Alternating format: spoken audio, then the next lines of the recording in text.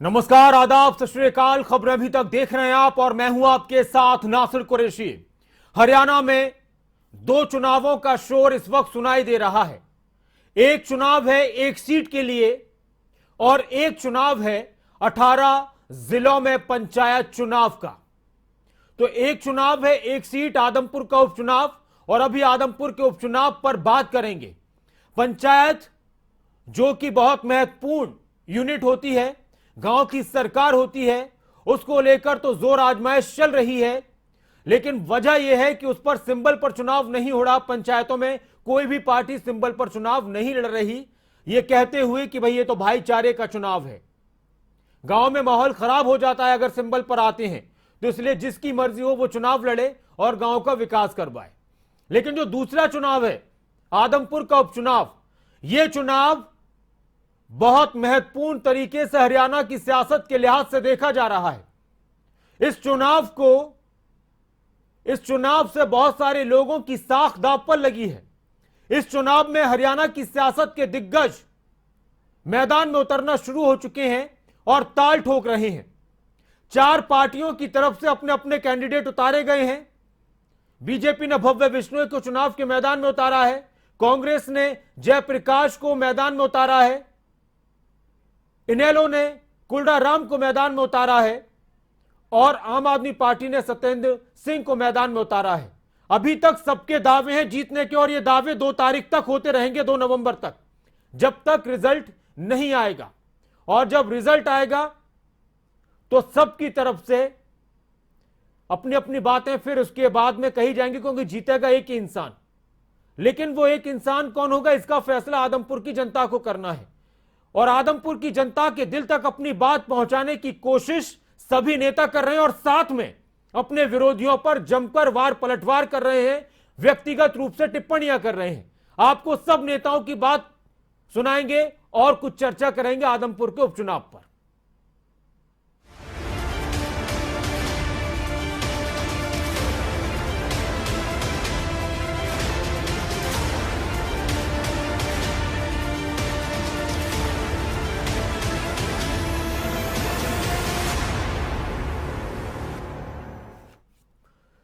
सब कुछ ठीक चल रहा था।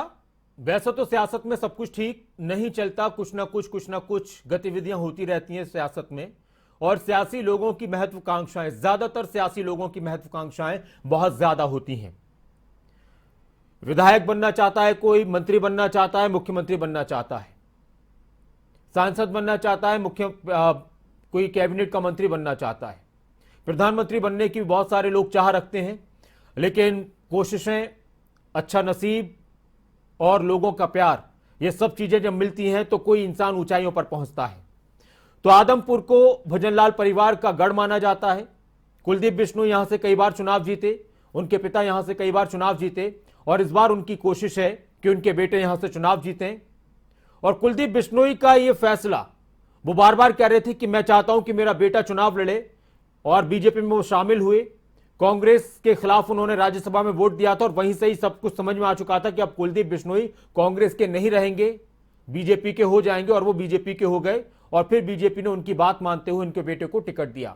बहुत से लोगों ने कहा कि इससे अब ऐसा लगता है कि कुलदीप बिश्नोई सियासत से अपने आप को अलग कर रहे हैं, सक्रिय राजनीति से अपने आप को अलग कर रहे हैं। हालांकि कुलदीप बिश्नोई कह रहे हैं कि नहीं, मैं तो केंद्र की राजनीति करूंगा, राजस्थान में पार्टी को मजबूत करूंगा। लोग चाहते थे कि भव्य बिश्नोई के चुनाव के मैदान में उतारा जाए, लेकिन यह चुनाव बहुत टेढ़ा हो सकता है। चुनाव का जो रास्ता है बहुत कठिन हो सकता है। और कभी भी, कई बार ऐसा भी होता है कि जब लोगों को लगता है कि यह व्यक्ति जीत सकता है और जनता ऐसा फैसला कर देती है चौंकाने वाला कि सब हैरान रह जाते हैं। पंजाब का इलेक्शन सबको पता है कि बड़े बड़े सूरमाओं को जनता ने हरा दिया था। लेकिन कुलदीप बिश्नोई अपनी जीत का दावा कर रहे हैं और साथ ही अपने विरोधियों पर जमकर बरस रहे हैं। और कांग्रेस के उम्मीदवार पर तो उन्होंने इतना सब कुछ कह दिया कि आप खुद सुनकर हैरान रह जाएंगे। उन्होंने यहां तक कह दिया कि वो तो नकली नोट बांटते थे, किडनियों का व्यापार करते हैं। उनकी बात आपको सुनाते हैं और फिर इसके बाद कांग्रेस के उम्मीदवार जयप्रकाश ने किस तरह से उन पर पलटवार किया है वो भी आपको सुनाएंगे। पहले आप सुनिए कुलदीप बिश्नोई के बयान। मुद्दे यहाँ कुछ नहीं है, हमारा परिवार है, हम 5 के 5 साल यहाँ रहते हैं और बात सिर्फ 3 बातें लेके जा रहे हैं। हमें पता है हल्के के अंदर खाड़ों की दिक्कत है, बिजली की दिक्कत है, गलियों की दिक्कत है, सड़क की दिक्कत है, रोजगार की दिक्कत है, उसी लिए बीजेपी में आए हैं। लेकिन 3 मेन प्रमुख मांगों को बातों को लेकर हम जा रहे हैं, जिसमें पहला माननीय नरेंद्र मोदी जी की नीतियाँ, दूसरा माननीय मनोहर लाल खट्टर जी की कार्यशैली, तीसरा चौधरी भजनलाल परिवार का इतिहास। उन लोगों के मुझे सर्टिफिकेट की जरूरत नहीं है। अगर ऐसा कोई मुद्दा होता तो लगातार 54 साल से 34 साल से मैं नहीं यहाँ से जीत रहा होता। जयप्रकाश जैसे लोगों की बातों का जवाब देना मैं अपनी तौहीन समझता हूँ। जयप्रकाश आज 13 साल के बाद आदमपुर में आया है। अब गाँव में बढ़न तो दो, लोग सवाल पूछेंगे। लोगों के पैसे ये खा गए, नकली नोट इन्होंने बांटे, किडनियों का व्यापार इन्होंने किया। ऐसे लोगों को लोग कैसे वोट दे देंगे? गाँव में आने तो लोग जवाब देंगे अपने आप।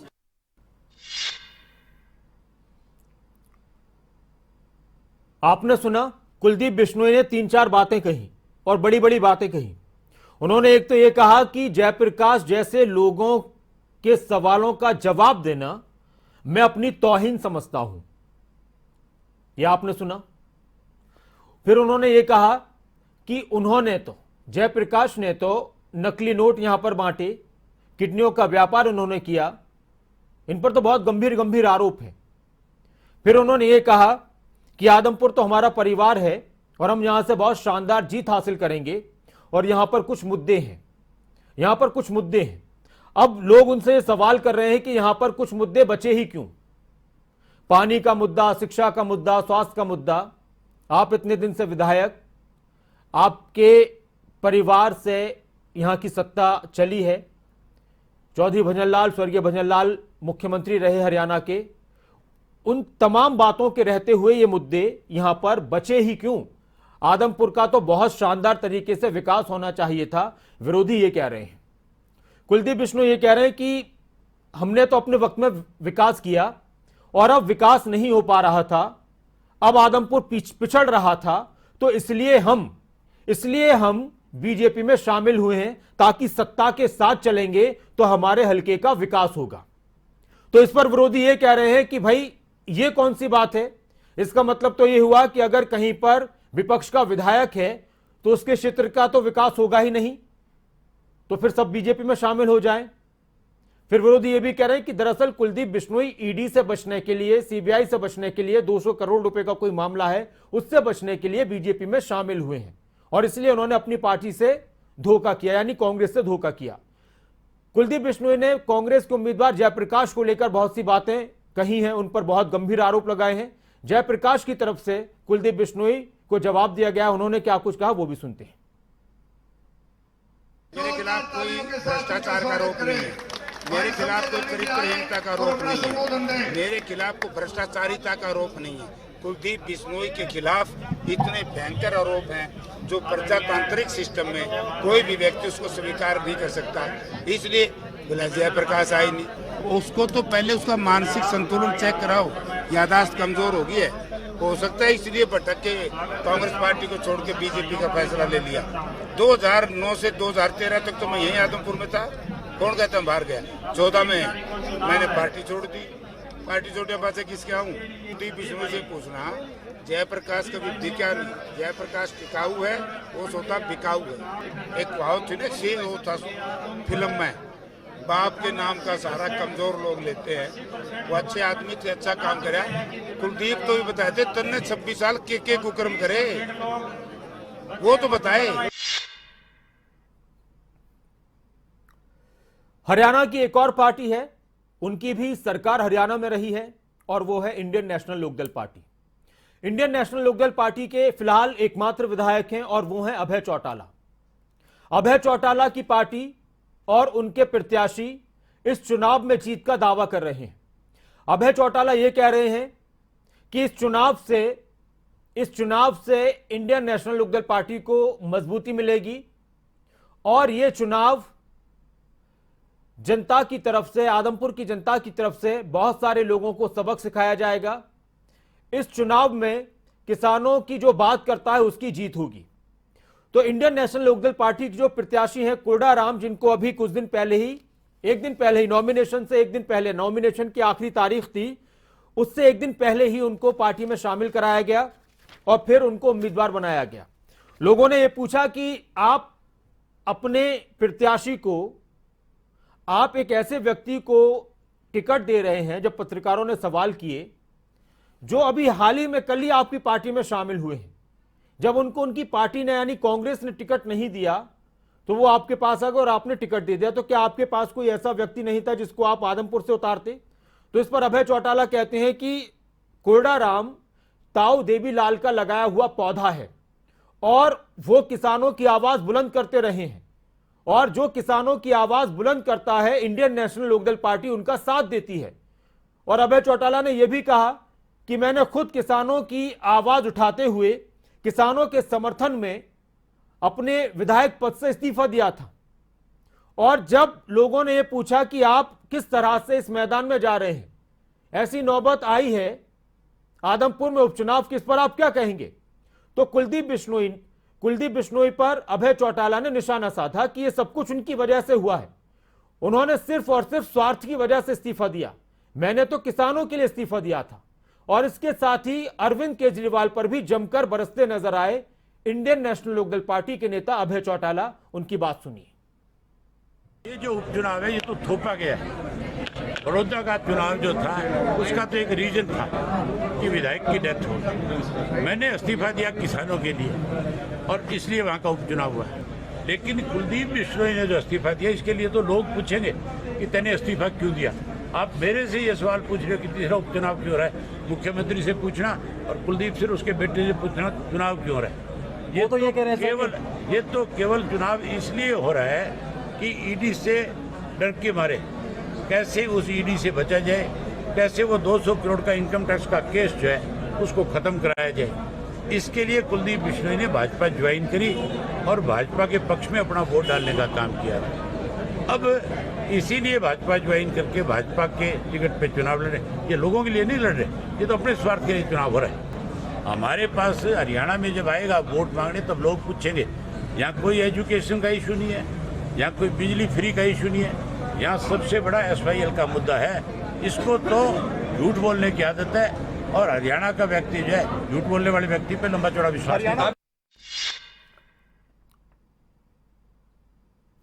4 पार्टियां चुनाव के मैदान में मुख्य रूप से हैं, बीजेपी, कांग्रेस, इनेलो, आम आदमी पार्टी। एक और पार्टी हरियाणा में जेजेपी, तो वो बीजेपी के साथ है। तो जेजेपी बीजेपी एक तरफ और तीनों पार्टियां एक तरफ। तो तीनों पार्टियां बीजेपी के उम्मीदवार को लेकर 2-3 बातों का जिक्र करते हैं। एक बात तो यह कि कुलदीप बिश्नोई ईडी और सीबीआई की छापेमारी से बचने के लिए बीजेपी में गए, इसलिए इस चुनाव की नौबत आई है। दूसरी बात यह, ज्यादातर इस बात का जिक्र आम आदमी पार्टी के नेता करते हैं कि भव्य बिश्नोई तो विदेश से आए हैं, वो विदेश चले जाएंगे, उनका मतलब ही नहीं है। यहां पर कुलदीप बिश्नोई से मिलने के लिए जाना पड़ता है दिल्ली और भव्य बिश्नोई से मिलने के लिए जाना पड़ेगा अमेरिका, विदेश में। इसके अलावा एक और तीनों पार्टियां उन पर निशाना साधती हैं कि इन्होंने कुछ नहीं किया, आदमपुर के जनता के नाम पर सिर्फ वोट मांगते रहे और इन्होंने आदमपुर की जनता के लिए कुछ नहीं किया और अब तक कुछ नहीं किया तो अब भी कुछ नहीं कर पाएंगे। इसी तरह से हर एक पार्टी पर 3 पार्टियों के वार होते हैं। इनेलो के प्रत्याशी को कोई ये कह रहे हैं कि ये तो अपनी पार्टी के नहीं हुए तो दूसरे के आदमपुर के क्या होंगे, हालांकि वो अपने आप को कहते हैं कि मैं आदमपुर का हूं। इनेलो खत्म हो चुकी है, इनेलो का कोई वजूद नहीं है, ये इनेलो को लेकर लोग कर रहे हैं। कांग्रेस के पार्टी पर भी, कांग्रेस के उम्मीदवार पर भी इसी तरह के निशाने कि ये पहले हिसार में थे, हिसार के हैं लेकिन आदमपुर से इनका मतलब क्या, ये तो चले गए थे, भाग गए थे। इन्होंने तो भूपेंद्र सिंह हुड्डा को बुरा भला कहा था, भूपेंद्र सिंह हुड्डा की तारीफ करते हैं और इनको कोई सुनने वाला नहीं। कुलदीप बिश्नोई ने उन पर बहुत गंभीर आरोप लगाए, भ्रष्टाचार के आरोप लगाए। इसके अलावा आम आदमी पार्टी को लेकर तीनों पार्टियां, जो दूसरी तीनों पार्टियां, वो निशाना साध रही हैं कि इनसे लोग SYL का सवाल पूछेंगे कि एक तरफ आप हरियाणा के हितैषी बनने की कोशिश कर रहे हैं और SYL पर आप खामोश रहते हैं। SYL पर आप कहते हैं कि प्रधानमंत्री हल निकालें, आप क्यों नहीं इस पर सहमति बनाते हैं।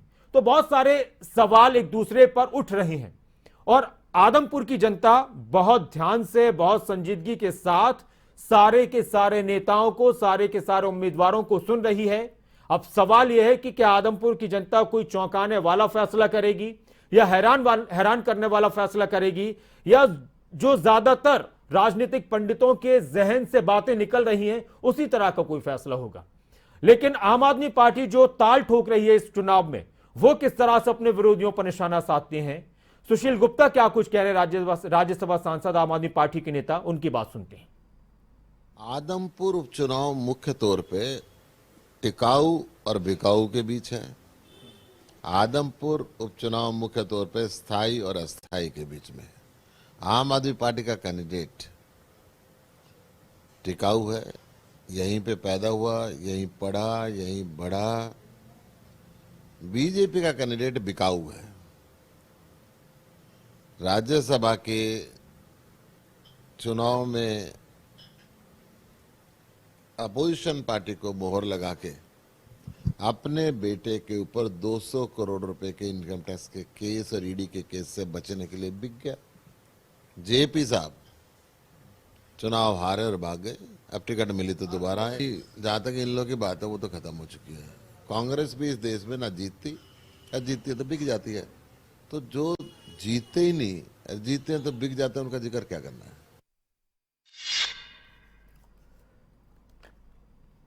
अच्छा, इस बीच अब एक और बहुत अहम बात थी इस चुनाव में। अभी जब तक वोटिंग नहीं होगी, जब तक रिजल्ट नहीं आएगा, तब तक बहुत सी बातें होती रहेंगी। लेकिन शुरुआत में जेजेपी बहुत खफा थी। बीजेपी उम्मीदवार से, कुलदीप बिश्नोई से नाराजगी का इजहार तक किया गया। खबरें अभी तक के स्पेशल इंटरव्यू में दिग्विजय चौटाला ने कहा था, हमारी भी उनसे बात हुई थी तो उन्होंने कहा था कि ये जो प्रत्याशी हैं बीजेपी के, ये हैं तो गठबंधन के प्रत्याशी, लेकिन ये अपने आप को शो कर रहे हैं कि वो सिर्फ बीजेपी के प्रत्याशी हैं। बाद में जब ये बात तूल पकड़ने लगी, बात आगे बढ़ने लगी, तो फिर कुलदीप बिश्नोई की तरफ से, भव्य बिश्नोई की तरफ से उस पर सफाई दी गई। जो पोस्टर्स की बात आ रही थी कि जेजेपी के नेताओं के तो फोटोज नहीं लगाए, पोस्टर्स में उनके फोटोज गायब हैं, तो उन्होंने कहा कि ये तो अभी शुरुआत है, अब ऑफिशियल जब फोटो लगेंगे, बैनर बनेंगे, उसमें सबके फोटो लगेंगे। तो इस तरह की बातें हैं। अच्छा, दूसरी चीज यह है कि मुखालिफ रहे हैं पहले से। कुलदीप बिश्नोई के खिलाफ दुष्यंत चौटाला ने चुनाव लड़ा, भव्य बिश्नोई के खिलाफ भी चुनाव लड़ा। दुष्यंत चौटाला ने कुलदीप बिश्नोई को हराया भी था। तो काफी राजनीतिक रूप से अगर देखा जाए, राजनीतिक विचारधारा के लिहाज से देखा जाए, तो दोनों ही पार्टियों के लोग, दोनों ही नेता एक दूसरे के विरोधी हैं। लेकिन अब गठबंधन का तकाजा है तो एक साथ भी आ रहे हैं। और दुष्यंत चौटाला या उनकी पार्टी के जितने भी नेता हैं वो ये कह रहे हैं कि हम गठबंधन धर्म निभाएंगे, हमने जो कह दिया वो हम करेंगे, और जहां भी हमें बुलाएंगे हम वहां पर उनका प्रचार करने के लिए जाएंगे। और कुलदीप बिश्नोई भी कह रहे हैं कि हमें जब भी जरूरत पड़ेगी हम उनको बुलाएंगे।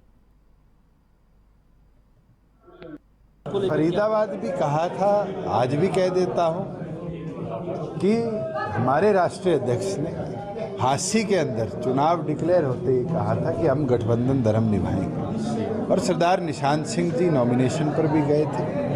आगे भी जहां गठबंधन के तौर पर बुलाया जाए वहां जरूर पार्टी की रिप्रेजेंटेशन रहेगी। फोटो लगाना ना लगाना, मुझे नहीं लगता ये विषय कोई हमारी सोच में परिवर्तन लाता है। और हम तो बड़ी पॉजिटिव सोच के साथ चलने वाली संगठन है, और ये विश्वास दिलाता हूं कि आगे भी इसी मजबूती के साथ इस गठबंधन को लेकर चलें।